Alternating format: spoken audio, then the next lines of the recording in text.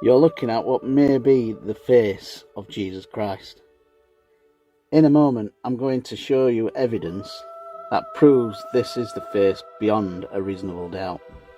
In a series of videos, we're going to go step by step how this image was formed and how everything was found on the cloth.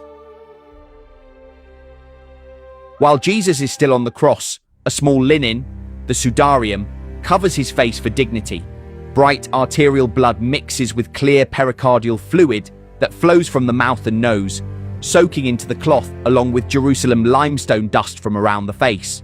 Pollen from Ziziphus, Spina, Christi, a local Christ's thorn shrub, clings to the damp fibers. Almost everything that lands on this little face cloth, blood, fluid, dust, thorn pollen, will later show up on the larger shroud, giving investigators a forensic link with matching chemical and botanical signatures. The sudarium stays on as the nails are freed and the body is lowered. It will remain under the larger burial sheet until, inside the tomb, it is folded and set aside by itself, exactly as John's Gospel records. Next, the full-length shroud takes over. Watch this. This is the shroud face and I'm going to animate it now and at the end.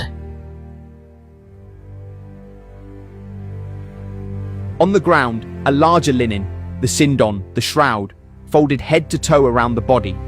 The sudarium stayed underneath, still veiling the face. Fresh arterial blood, darker venous flow, Jerusalem limestone dust from knees, feet, and nose, plus over 100 scourge strikes, all pressed into the herringbone weave. Every trace was later confirmed by scientists on the Shroud of Turin. Crown wounds joined in, scalp rivulets ran forward and back in two speeds, fast, hair-thin bursts and slower, thicker seeps, a pattern scientists later mapped on the cloth. Blood from the nail wounds had flowed from the wrists, never the palms.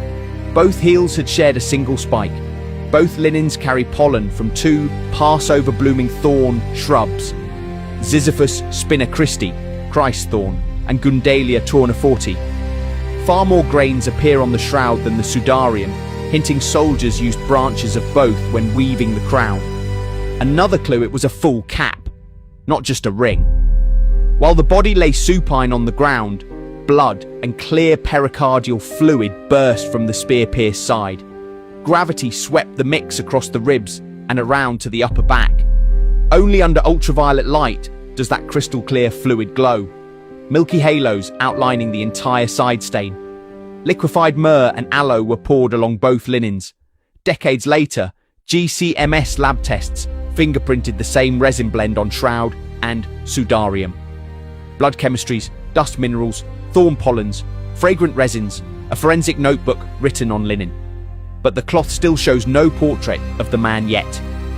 Next in the playlist, part 3, the moment the image appears.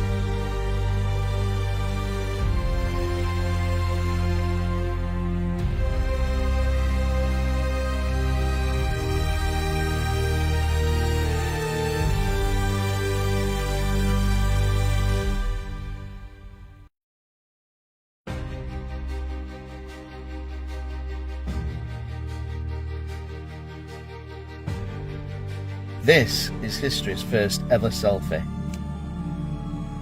It's a selfie of Jesus of Nazareth, and what I've done is animated it. This is part 4 in the series The Shroud Scene by Scene in the playlist. In this video we explain how we believe this image was actually formed. Friday at sunset, the body is sealed in the tomb. Nothing else touches the linen. Pollen, myrrh, aloes and dried blood settle and lock where they land. In the pre-dawn hours of Sunday, an unearthly flash erupts, and in the twinkling of an eye, the body disappears. Less than 72 hours after burial, the corpse is gone. Yet the sheet shows zero decomposition, no decay acids, no insect trails, nothing. Another case of the empty tomb. Scientists call it a non-biological removal. And the image that flashed left is stranger still. Only the top fibrils were toasted, about 1/400th the thickness of a human hair. Scratch a single fibre with a razor blade and the picture disappears. No paint, no liquid, no natural burning. Just cellulose bonds flipped like a radiation burn. Brightness matches cloth to body distance, encoding the first three-dimensional body scan in history. It's as though God signed his work, leaving a mark no artist or laboratory could ever duplicate. A sign of the resurrection.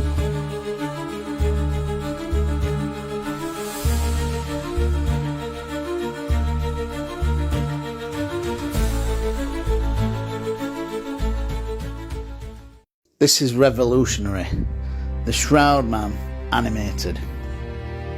It's Jesus of Nazareth from the Shroud of Turin, and you're going to see some animation of him walking down a street in the 21st century as well. But we're going to find out how this image came to be in a moment.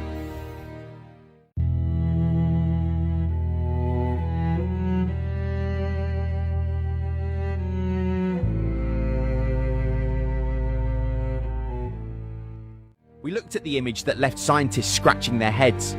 It's so superficial that nothing can explain it. Not ultraviolet light, not paint or liquid, not natural burning.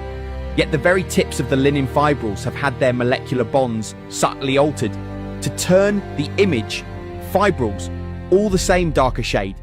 Yet why is there an image if it's all the same shade of colour? Under magnification, the picture becomes a galaxy of microscopic complex dots.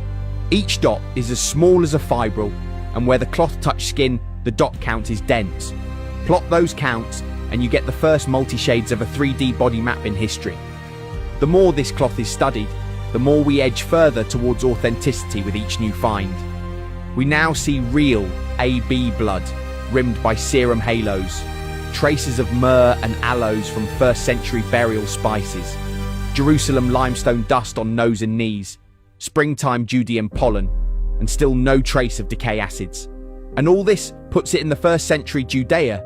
We have the flax for the cloth confirmed as coming from around the same region. X-ray wax method that dated other 1st century cloths for their degradation shows the shroud identical to those in degradation, proving it's 2,000 years old. The sample taken from the shroud must be 2,000 years old.